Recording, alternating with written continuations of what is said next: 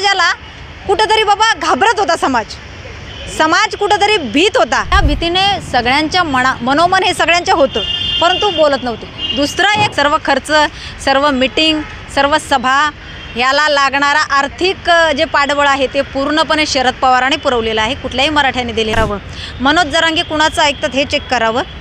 जो माणूस स्वतःचं मत मांडतो ना, तो कधीच माणूस त्याचं मत नमस्कार, मी सागर अलकुंटे आपल्या सर्वांचं मॅक्स महाराष्ट्रमध्ये स्वागत करतो। मनोज जरांगे पाटील यांचं आंदोलन हे पुरस्कृत होतं आणि हे आंदोलन जे आहे ते मॅनेज झालेलं आहे अशा पद्धतीचे जे आरोप आहेत आता त्यांच्यावर होऊ लागलेले आहेत। बंद दाराआड जे आहे मनोज जरांगे पाटील मॅनेज झाले, त्यांनी समाजाला जे आहे वेटीस धरलेलं आहे असे आरोप आता होऊ लागलेले आहेत। आपल्यासोबत मनोज जरांगे पाटील यांच्या आंदोलनाशी जोडलेल्या संगीताताई वानखेडे आहेत।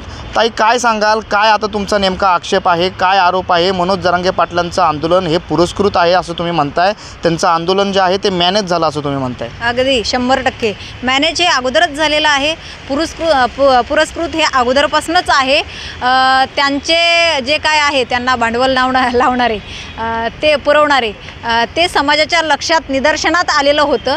परंतु काय होतं माहिती का, की समाजाला कुठेतरी बाबा घाबरत होता समाज कुठेतरी भीत होता की नाही पुढं आलं म्हणजे करोडो समाज आहे, तो माझ्या उरावर येईल, करोडो समाज आहे तो माझा विरोध करेल आणि नाही मला हे करायचं नाही, मला हे मी कोण बाबा समाजाचा आक्रोश अंगावर ओढून घेईल, या भीतीने सगळ्यांच्या मनोमन हे सगळ्यांचे होतं, परंतु बोलत नव्हते। दुसरा एक विषय काय की बाबा समाजाला आपले आरक्षण मिळतंय ना कुठल्या का गोष्टीतून मिळतंय ना, हे महत्त्वाचं आहे। जाऊ दे कोण सपोर्ट करतंय, कोण सहकार्य करतंय ह्याला महत्त्व नाही आहे। आपल्याला जे विरोध करत होते ते पण जर सोबत येत असतील आरक्षणासाठी आज तर चांगलीच गोष्ट आहे आपल्यासाठी। तुम्ही म्हणताय की त्यांचं जे आंदोलन आहे मनोज जरांगे पाटलांचं हे पुरस्कृत आहे, कोणी पुरस्कृत केलेलं आहे आंदोलन? हे शरद पवारांनी सर्व खर्च, सर्व मीटिंग, सर्व सभा याला लागणारा आर्थिक जे पाठबळ आहे ते पूर्णपणे शरद पवारांनी पुरवलेलं आहे, कुठल्याही मराठ्याने दिलेलं नाही। JCBने जे फुलं उधळले ते JCB कुणाचे चेक करावेत। मनोज जरांगेची जी टीम आहे त्या टीममध्ये किती शरद पवार गटातले लोक आहेत हे चेक करावं। मनोज जरांगे कुणाचं ऐकतात हे चेक करावं। मनोज जरांगे सर्वसामान्य मराठ्यांच्या विचाराने चालत नाही, सर्वसामान्य मराठे त्यांचा विचार घेत नाही। मनोज जरांगे हे हम करोसे कायदा आणि ज्यांनी कुणी तो फोन फिरवला शरद पवारांनी जसं सांगितलं त्याप्रमाणे ते वेगवेगळ्या भूमिका त्यांची मांडत असतात, वेगवेगळ्या भूमिका सातत्याने मांडत असतात। तुम्ही बघताय जो माणूस स्वतःचं मत मांडतो ना, तो कधीच माणूस त्याचं मत बदलत नसतो, एवढं लक्षात ठेवा। तुम्ही म्हणताय की मनोज जरांगे पाटील यांनी जे आंदोलन उभं केलं होतं ते आंदोलन जे आहे पुरस्कृत होतं आणि ते शरद पवारांनी पुरस्कृत केलं असं तुम्ही आरोप करताय। शरद पवारांनी हे आंदोलन पुरस्कृत केलं होतं हे जर का पूर्वीपासूनच तुम्हाला माहिती होतं तर मध्यंतरीच्या काळामध्ये आपण त्या आंदोलनाला समर्थन केलेले त्या पद्धतीचे व्हिडिओ देखील आपण सोशल मीडियावर टाकलेले आहेत। मग आपल्याला माहीतच असेल की शरद पवारांनी हे आंदोलन पुरस्कृत केलं होतं, तर आपण कशाला त्याला सहकार्य केलं? कारण समाजाचं भलं होत होतं ना, माझ्या समाजाला न्याय मिळत होता, असं वाटत होतं जाऊ दे ना। माझे स्टेटमेंट आहे, माझ्या पोस्ट आहेत फेसबुकला, तुम्ही बघा जुन्या, असू दे ना शरद पवार सोबत आला तरी काय फरक पडतोय, आपल्याला न्याय मिळतोय ना, बस ते बघा, आपल्याला आरक्षण मिळतंय ना, आपल्याला निस्वार्थी माणूस भेटलाय, मरू देत, काय करायचं आपल्याला, ही माझी भूमिका होती। परंतु ज्या वेळेला समाजाला सपोर्ट करण्याची वेळ आली की बाबा कोणावर केस दाखल झाले असतील, कुणाला ट्रोल केलं जात असेल, त्यावेळेला फक्त शरद पवाराच्या गटाचीच त्यांच्याच कार्यकर्त्यांना सपोर्ट करायचा, त्यांच्याच कार्यकर्त्यांसाठी पार नाही का आगपाखड करायची आणि जी सर्वसामान्य लोक आहेत त्यांचं नाव कुठंच घ्यायचं नाही। मग ह्या गोष्टी कुठेतरी प्रामुख्याने कळायला लागल्या। बरं, दुसरी गोष्ट आणखी एक, असू दे शरद पवाराच्या म्हणण्यानुसार तुम्ही नाचा, हरकत नाही, स्टेजवर सर्वसामान्य कुठलाच माणूस जाऊ शकत नव्हता। कारण काय माहिती का, त्यांचा जो काय आहे संवाद कदाचित मग तो कळेल त्या व्यक्तीला आणि तो व्यक्ती मग समाजामध्ये पसरवेल, जसं बारसकर महाराजांनी केलं आणि बरेच लोक करणार आहेत। कारण कालची त्यांची जर तुम्ही भूमिका बघितली, कालचं जर बाईट बघितलं, त्यांचं स्वतःचं बाईट आहे की हे 2-4च आहेत, थांब अजून 10-15 येणार आहेत, म्हणजे हे त्यांना माहिती आहे। लोक त्यांच्यापासून दूर गेलेत बऱ्याच दिवसापासून, पण बोलत नव्हते, घाबरत होते भीतीने की समाज आम्हाला ट्रोल करेल, करू देत ना, सत्य आहे ते समाजापुढे मांडण्याचं। एकीकडे तुम्ही असं म्हणताय की शरद पवारांनी हे आंदोलन जे आहे ते पुरस्कृत केलं होतं, मात्र दुसरीकडे तुम्ही असं आरोप केलात की गेल्या अनेक वर्ष शरद पवार यांनी मराठा समाजाला आरक्षणापासून वंचित ठेवलेलं आहे। बिलकुल, ठेवलेलं आहे त्यांनी मुख्यमंत्री असताना. मला सांगा बरं काय केलं आहे आरक्षणासाठी? जे काय आरक्षण मिळालं होतं त्यावेळेला यांना देता आला नाही आहे की समाज मागासलेला आहे किंवा जे काय पूर्तता याला करायची होती आरक्षणासाठी या माणसांनी केली नाही. का नाही केली? आणि ते आरक्षण ओबीसीमध्ये यांनी जाऊ दिलं का बरं? ह्यांनी बरं ज्या वेळेला आरक्षणाचा मुद्दा उचलला गेला त्या वेळेला शरद पवारांची विरोधात भूमिका आहे. मीडियाला माहिती आहे. शरद पवार बोलतो गरजच नाही मराठ्यांना आरक्षणाची, मराठ्यांना आरक्षण द्यायचंच नाही. का या माणसाची आत्तापर्यंत विरोधात भूमिका होती, मग आत्ताच का बरं मुख गिळून गप आहे माणूस? कारण याचा संपलेला पक्ष, याला कुठंतरी त्या पक्षाला वाचवायचं आहे. जी काय दुगदुगी त्याच्या पक्षामध्ये आता आहे ना ती त्याला नाही का ती पेटवत ठेवायची. त्याची जी काय मशाल आहे ती विजलेली आहे. आत्ताच या 2 मिनिटामध्येच आपण एका ठिकाणी असं सांगितलं की शरद पवारांनी हे आंदोलन पुरस्कृत केले. जाऊन दे, शरद पवारांकडनं का होईना आपल्याला आरक्षण मिळत असेल त्यांनी पुरस्कृत केलेल्या आंदोलनातनं तर घेऊयात म्हणून तुम्ही सपोर्ट केला. आणि शरद पवारांनी गेले अनेक वर्ष मुख्यमंत्री असताना देखील मराठा समाजाला आरक्षणापासून वंचित ठेवलं असा आरोप देखील तुम्हीच करताय. म्हणजे नेमका शरद पवारला सपोर्ट करताय की त्यांना विरोध करताय? असं दोन्ही बाजूने कसं बोलताय तुम्ही? मला काय म्हणायचं, मी शरद पवाराला सपोर्ट नाही करत, मी समाजाला सपोर्ट करते. हो, माझी भूमिका समजून घ्या. म्हणजे शरद पवारांनी समाजासाठी जर का एखादं आंदोलन पुरस्कृत केलं तर ते योग्य आणि ते समजा ते ज्यांना आरक्षण नाही दिलं ते अयोग्य, म्हणजे असे दोन्ही बिलकुल. का माझ्या समाजासाठी का नाही केलं या माणसाने? याचं कर्तव्य नव्हतं समाजाला आरक्षण देणं? मागासलेला आहे ना समाज, सर्वच समाज पुढारलेला नाही आहे. याचं कर्तव्य होतं. समाजाचा नेता होता ना हा केंद्रीय नेता होता ना, मग यांनी का नाही केलंय? नाही केलं आणि नाही मिळू दिलं. कारण काय झालं माहिती का? ओबीसीचं वोटिंग त्याला हवं होतं. ओबीसीला याला नाराज करायचं नव्हतं आणि त्यामुळे यांनी मराठा समाजाला नेहमीच नाही का धुऱ्यावर ठेवलेलं आहे. यांनी मराठा समाजाला पुढे येऊ दिलं नाही. हा माणूस आहे. आरक्षणाच्या बाबतीत तर त्यांनी खरंच गद्दारी केलेली आहे मराठा. आपण सोशल मीडियाच्या माध्यमातून वारंवार बोलत असता संगीताताई, आपल्या सगळ्या त्या सोशल मीडियाच्या अकाउंटवर कमेंट्स देखील आलेल्या आहेत. त्या कमेंट्समध्ये असं लिहिलेलं गेलं की हे जे आंदोलन होतं ह्या आंदोलनामध्ये पहिल्यापासूनच मुख्यमंत्री एकनाथ शिंदे जे आहेत ते आपलं वर्चस्व सरकारमधलं दाखवून देत असताना सगळं श्रेय जे आहे मराठा समाजाच्या एकंदरीत या आरक्षणाचं ते घेण्याचा प्रयत्न करताय. हे आंदोलन खरं तर एकनाथ शिंदे मुख्यमंत्री यांनी उभं केलेलं आहे असं त्याच्यावर कमेंट्स आहेत. म्हणजे मुख्यमंत्र्यांनी हे आंदोलन उभं केलं आहे असं लोकांचं म्हणणं आहे. ह्याच्यावर तुमचं काय म्हणणं आहे? बरं, मग सरकार कुणाचं आहे आता? शिंदेंचं. म्हणजे आपण जर सरकारला शिव्या दिल्या त्या कुणाला लागणार? मला सांगा, शिंदेंना लागणार ना. मग 2 दिवसापूर्वी का बरं आणि शिंदेला शिव्या दिल्यात? सरकारला शिव्या दिल्या? किती गलिच्छ शिव्या आहेत. जर शिंदेने उभारलं का शिंदेला शिव्या आहेत? अरे काही आपलं बोलून अर्थ नाही आहे. काही नाही. शिंदेंचं कौतुक पण केलेलं आहे मंचावरनं मनोज जरांगे पाटील यांनी. कधी केलंय? अनेक वेळा केले. नाही, वासीमध्ये गेल्यावर शिव्या दिल्या आहेत. शिंदेला शिव्या, फडणवीसला शिव्या, सगळ्यांना शिव्या. बरं, तुम्ही असं म्हणताय की त्यांचं जे हे जे मराठा समाजाच्या आंदोलनाचं जे आहे ते आंदोलन जे आहे हे मोर्चे ज्यावेळेस मुंबईकडे निघाला होता त्यावेळेस मॅनेज झालेलं आहे. काय माहिती आहे तुमच्याकडे? कसं मॅनेज झालं, कुठं मॅनेज झालं, कोणी मॅनेज केलं? बघा, पैसे तर शरद पवार पुरवतच होते त्यांना सभेंना, त्याच्याबद्दल वाद नाही. त्यांच्या ज्या सभा होत होत्या त्या सर्व सभा कुणी घेतलेल्या आहेत? त्या सर्व सभा शरद पवार गटाच्या पदाधिकाऱ्यांनी घेतलेले आहेत. पुण्यामध्ये ज्या वेळेला ते आलेत, पुण्यामध्ये बॅनर कुणाचे होते? शरद पवाराच्या पदाधिकाऱ्यांनी बॅनर लावलेले होते. ते काय कोणत्या दर्ग्यामध्ये गेले, तिथं शाल चढवली, ती टोपी घातली, अख्खं पुणं मिरवले. का बरं? काय बाकीचे मंदिरं काय बंद होते का? कारण काय मला सांगा ना.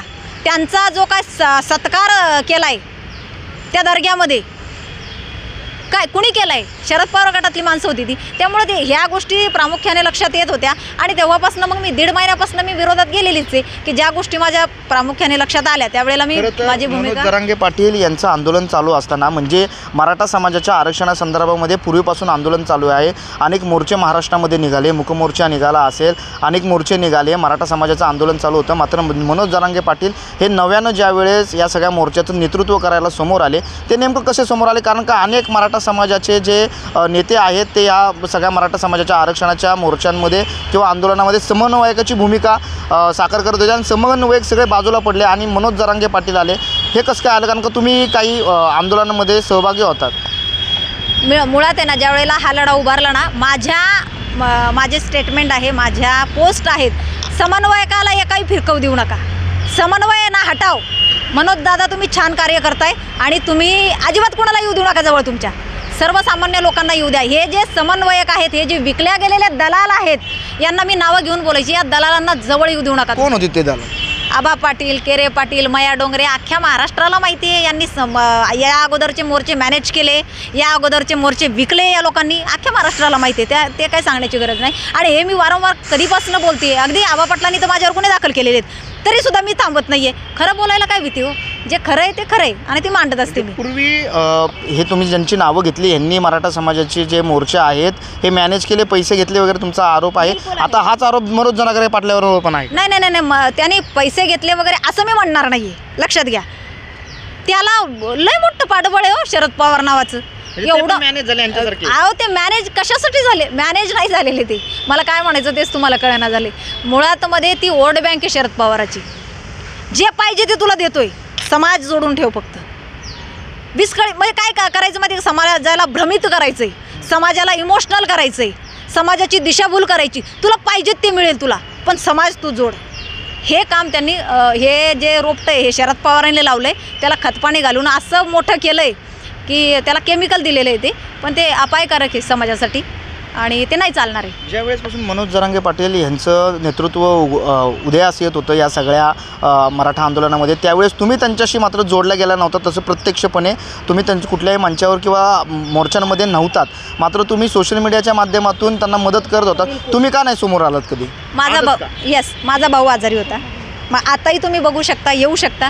माझा भाऊ, त्याला कॅन्सरसारखा आजार झालेला आहे, खूप सिरियस आहे तो. आणि मला ज्या वेळेला फोन येत होते तुम्हाला यावंच लागतं ताई, नाही तुम्ही यायचंच, त्यावेळेला मी त्यांना सांगत होते, मी दाखवत होते माझा भाऊ आजारी आहे, मी येऊ शकत नाही, समजून घ्या, मी त्याला सोडू शकत नाही आहे, कारण तो माझ्याजवळ आहे पुण्यामध्ये, त्याची ट्रीटमेंट चालू आहे आणि त्यामुळं मला त्याला सोडून जाता येत नव्हतं. परंतु बघा, माझा भाऊ बेडवर होता, हॉस्पिटलमध्ये होता, तरी मी तिथून पोस्ट टाकायची हो, तरी मी तिथनं पोस्ट लिहायची याच्या समर्थनात.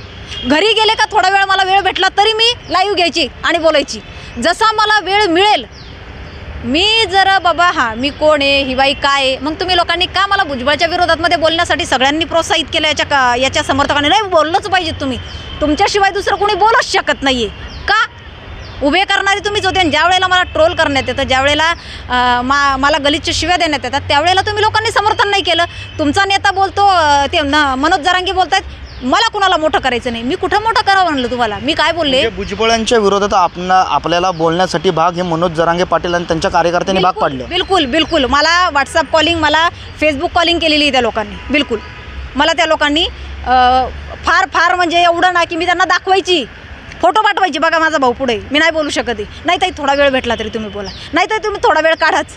आणि ज्या वेळेला मला त्रास होतोय, मला ट्रोल केल्या जातं आहे, मला घाण घाण गलीचे शिव्या नाही, हा कसला छत्रपतींचा मावळ? छत्रपतींनी कुठल्याही समाजातल्या कुठल्याही स्त्रीचा इज्जतीचं त्यांनी धिंदवडे उडू दिले नाही. त्यांची अब्रू वाचवण्यासाठी त्यांनी हा लढा उभारला होता, स्वराज्याचा लढा. परंतु सुरुवातीला आपण जे आहे मनोज जरांगे पाटलांना समर्थन केलेलं आहे आणि आज तुम्ही त्यांना विरोध करताय, का कारण आहे? काय कारण आहे? म्हणजे आजच का विरोध करायचा? नाही, मी दीड महिन्यापासून विरोध करते. मध्यंतरी मी 15 दिवस माझं फेसबुक डिलीट केलं होतं, मला एवढ्या शिव्या दिल्यात. ज्या वेळेला माझ्या लक्षात आली नाही याची बाब, मी 1.5 महिन्यापासून करते. ज्यांनी तुम्हाला भुजबळांच्या विरोधात ट्रोलिंग करायला सांगितलं, भुजबळांना शिव्या द्यायला सांगितले, मग तुम्ही ट्रोल होत असताना तुम्ही त्यांच्याकडे दाद मागितली नाही का? हे तुम्ही करायला सांगितलं आणि तुम्ही का नाही मागितली? मी बोलले, तुम्ही मला बोलायला सांगितलं दादा, आणि तुम्ही त्यांना बोला, तुम्ही बोला, तुम्ही त्या म्हणजे मनोज जरांगे यांना तुम्ही सांगा, मनोज जरांगे यांना तुम्ही सांगा की बाबा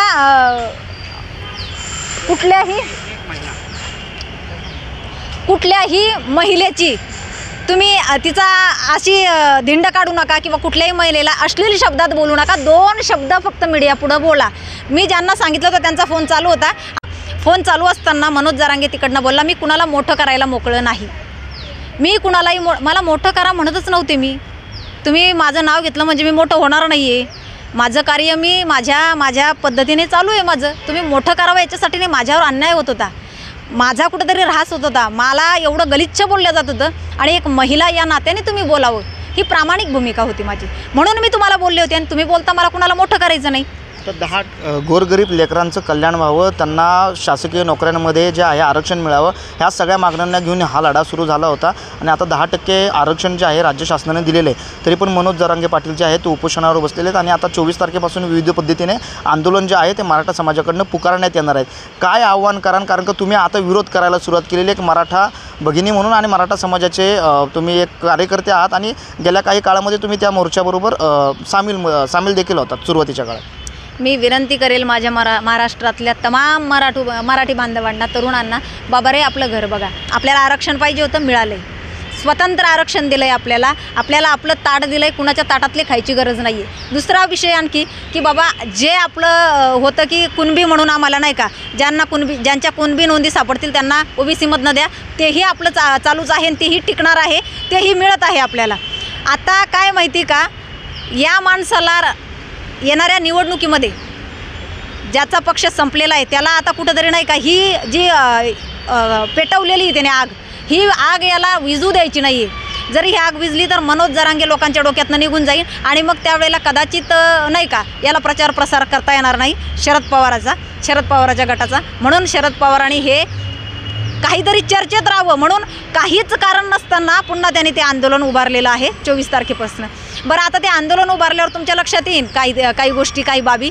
फक्त सत्ताधारी पक्षाला वेठीस धरण्यात येणार आहे, विरोधी पक्षाचे नेते सगळीकडे फिरणार आहे. म्हणजे त्यांनी प्रचार केला पाहिजेत, सत्ताधारी पक्षाने घरात बसलं पाहिजे, ही यांची खेळी आहे. आणि म्हणून ते 24 तारखेला त्यांनी तुमच्या सोशल मीडियाच्या माध्यमातून असं देखील लोक कमेंट करतात तुमच्या सोशल मीडियावर येऊन की तुम्हाला सत्ताधारी पक्षाकडनं काही लोकांनी पूस लावलेली आहे की तुम्हाला त्यांच्याकडनं पैसे आलेले आहेत म्हणून तुम्ही सत्ताधारी पक्षाची बाजू घेऊन आता मनोज जरांगे पाटलांना विरोध करायला लागलेला आहात. माझं आहे ना, माझी विनंती आहे सगळ्यांना की मला कुठेही बोलवा, माझा मोबाईल हातात घ्या, माझ्याकडे एकच नंबर आहे, सिम कार्ड आहे, एकच मोबाईल आहे. मी कुठल्या पक्षाच्या समर्थनात आहे हे तुम्ही दाखवून द्या. जर तुमच्या निदर्शनात आलं या पक्षाच्या समर्थन केलं, या पक्षाला जोडलेली आहे बाई, तुमची चप्पल आणि माझं तोंड असेल बघा. मला गरज नाही हो, माझ्या पोरींची कोरोना काळातली फी बाकी आहे. नेवाशाच्या त्रिमूर्ती शाळेत होत्या त्या, तुम्ही तिथं फोन करून विचारू शकता गाडगे पाटलांना. 2 वर्षाची फी माझ्या पोरींची बाकी आहे म्हणून यावर्षी मी त्यांना घरी ठेवलं आहे की मला लाज वाटायला लागली, मी कसं त्या शाळेत टाकू पुन्हा तिथं, त्यांना मागचीच फी बाकी आहे म्हणून मी माझ्या मुलींना घरी ठेवलेलं आहे. 3 महिन्याचं भाडं माझं बाकी आहे. टेलरिंग काम करून मी माझा उदरनिर्वाह करते, 4 तुकडे जोडते, त्यावेळेला 400 रुपये भेटतात. मला खंत नाही, कर नाही, त्याला डर काय, कुणाचा 1 रुपया खाल्ला नाही म्हणून कुणाच्या बापाला भीत नाही मी.